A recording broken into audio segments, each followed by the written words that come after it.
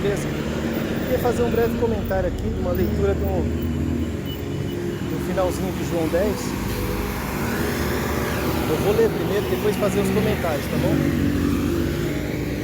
E em Jerusalém havia festa da dedicação, uma das festas tradicionais dos judeus, e era inverno.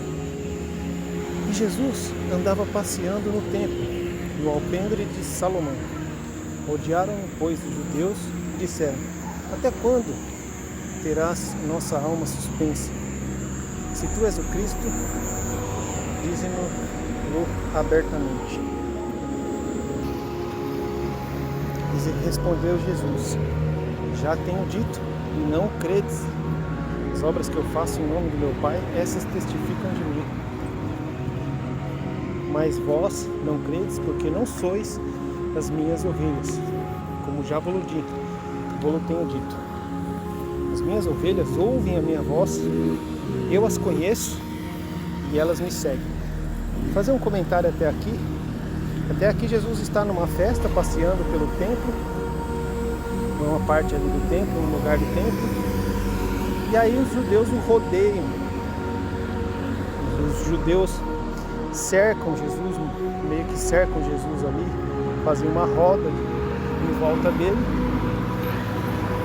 E eles questionam: mas até quando você nos deixará esse questionamento? Se és o Messias, por que não nos fala abertamente? Por que você fica fazendo suspense sobre esse assunto? E Jesus disse: mas eu já tenho dito. Eu tenho dito. Não falei abertamente, não explicitamente com todas as letras: eu sou o Messias para vocês. Mas pelas obras que eu faço, que o Pai faz em mim, é nítido, como diria Nicodemos, ninguém pode fazer essas obras se não vir da parte de Deus. E eles sabiam que Jesus vinha da parte de Deus, só que não queriam aceitar, não queriam crer e não podiam crer, que é mais forte ainda do que não querer. Não podiam crer. E o próprio Jesus fala: vocês não podem crer porque não são minhas ovelhas. Essa parte, meus amigos, ela deixa muito latente a parte da eleição, que a gente não deve mergulhar muito nisso. A gente não deve focar demais nessa parte, mas deixa latente, deixa visível que realmente existem aqueles que são as ovelhas. Nós vamos ver, vou fazer uns comentários sobre o capítulo 11, que também tem uma parte que se fala sobre isso, deixa latente isso. E nós vemos aqui que realmente existe aqueles que vão ouvir, porque são ovelhas. Eu já disse sobre isso, já falei sobre isso, e até coloquei um vídeo lá, as ovelhas que conhecem a voz do pastor, e Jesus insiste muito nisso, nesse capítulo inteiro. Ele fala praticamente sobre isso, que as ovelhas ouvirão a minha voz, as ovelhas ouvem a minha voz. E depois os fariseus, os judeus, alguns judeus vão falar: por que não nos fala abertamente que é o Messias? E ele bate de novo nessa tecla: eu já tenho dito, mas vocês não podem crer porque não são minhas ovelhas. Em outras palavras, está falando: vocês são um joio. Nós não podemos julgar isso. Nós não podemos falar: esse é ovelha, esse é joio, esse é trigo, esse é bode. A gente não tem o poder de discernir isso, mas Jesus é Deus. Jesus sabia muito bem quem era ovelha e quem não era. E pela fé, a gente pode ter uma ideia de quem crê e quem não crê, mas existe a possibilidade de crer até o último segundo de vida. Então, para nós dizer quem é salvo, quem não é, quem é ovelha, quem não é, não dá. Alguns sinais, alguns frutos podem demonstrar isso, tá? Mas existe essa possibilidade enquanto houver vida. Só que Jesus diz abertamente: E o que Jesus faz com a mulher samaritana deixa muito claro que Jesus se revela a alguns, e ele vai falar isso nos versos seguintes aqui, ele se revela a alguns explicitamente, porque ele fala para a mulher samaritana em João 4, eu que falo contigo sou o Messias. E ela creu, e aí aquela promessa que ele fez para ela se cumpriria, e se cumpriria também em grande parte de Samaria, pelo testemunho da mulher, e depois pelo próprio Jesus que vai lá ensinar para eles, tá bom? Então, existe sim aqueles que recebem, aqueles que reconhecem a voz do pastor, aqueles que ouvem, são as ovelhas. Aqueles que não ouvem, que não creem, que desdenham, não podem crer porque não são as ovelhas. Aí Jesus vai fazer, vou destacar aqui, no 27, Jesus vai fazer mais um destaque sobre eleição. As minhas ovelhas ouvem a minha voz. Aquelas que forem minhas ovelhas, que realmente são minhas ovelhas, vão ouvir a minha voz. Eu as conheço e elas me seguem. Eu dou-lhes a vida eterna e nunca hão de perecer. Ninguém as arrebatará das minhas mãos, da minha mão. Ninguém pode arrancar uma ovelha da mão do Senhor. Aqui entra,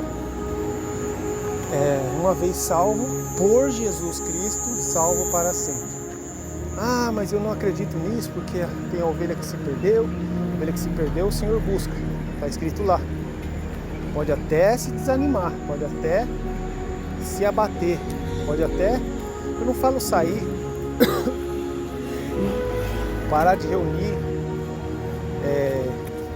mas não gosto de usar o termo desviar, porque aquele que desvia volta a fazer com prazer as coisas do mundo e nunca mais volta ao Senhor,